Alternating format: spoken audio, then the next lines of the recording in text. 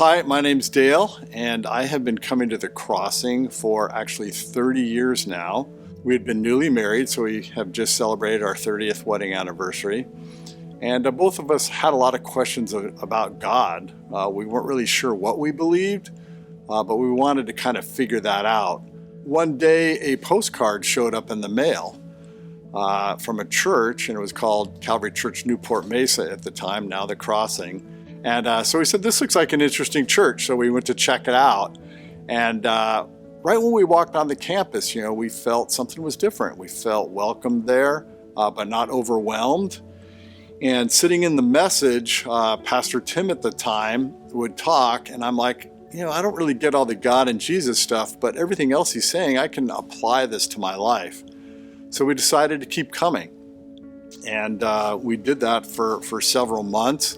And they started talking about small groups, and we thought, hey, we could check that out. And so we joined a small group. We started actually reading the Bible for the first time.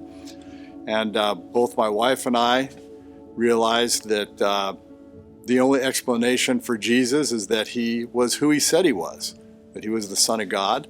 And both of us came to accept Christ into our lives.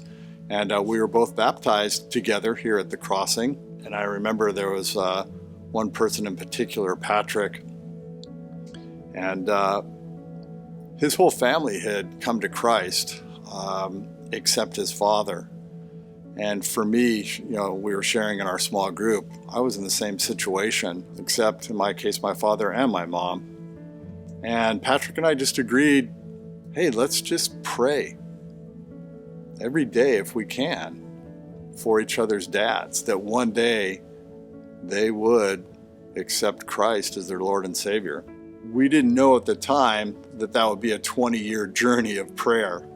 And I would have to say, even though I'd made that commitment to Patrick, I was highly skeptical of God actually answering that prayer, because I saw the bitterness and the hardness of my dad's heart and my mom's.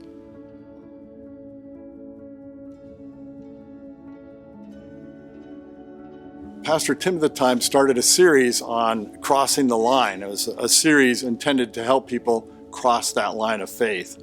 People that were praying for those in their lives that didn't believe, to write their names on the stage.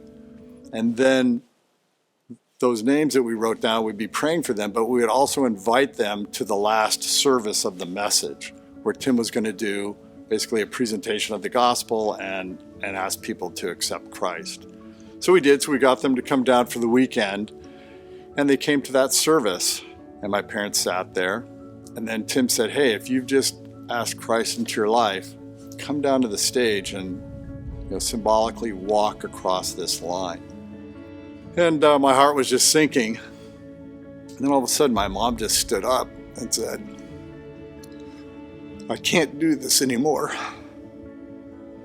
I can't hate God anymore. So she stood up. And my dad looks at her and he goes, you're not going anywhere without me.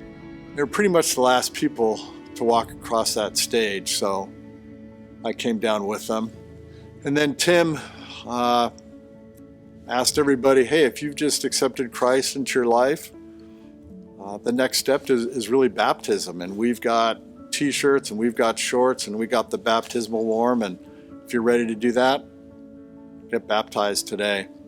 So we walked over and took my dad into the baptismal. It was me and Pastor Tim and the friend of mine that we've been praying for 20 years for this moment, and got the opportunity together, the three of us, to baptize my father and to celebrate together the work of God, in spite of my personal skepticism to that moment ever happening.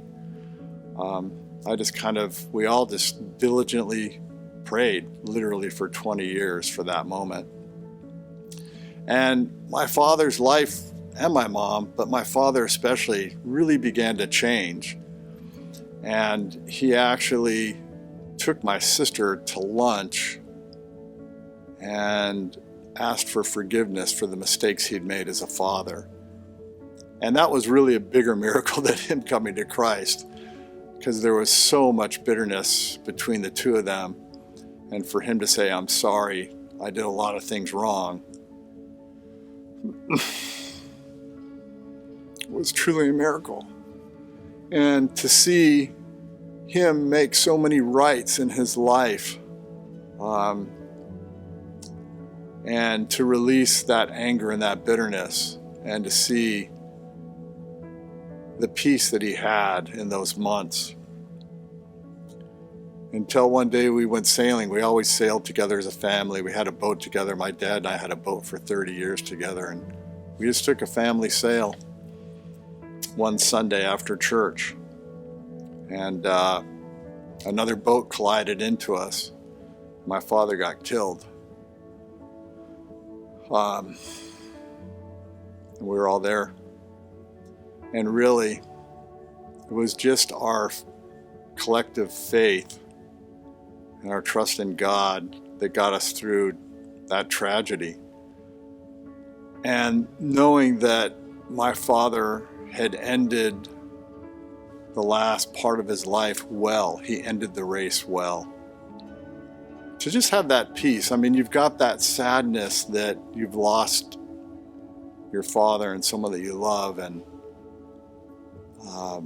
but you've got that joy in knowing that that's not the end of the story, that he is now in heaven rejoicing with God, and that we'll be together there as a family one day, and that he was able to end his life at peace with those he loved and with God.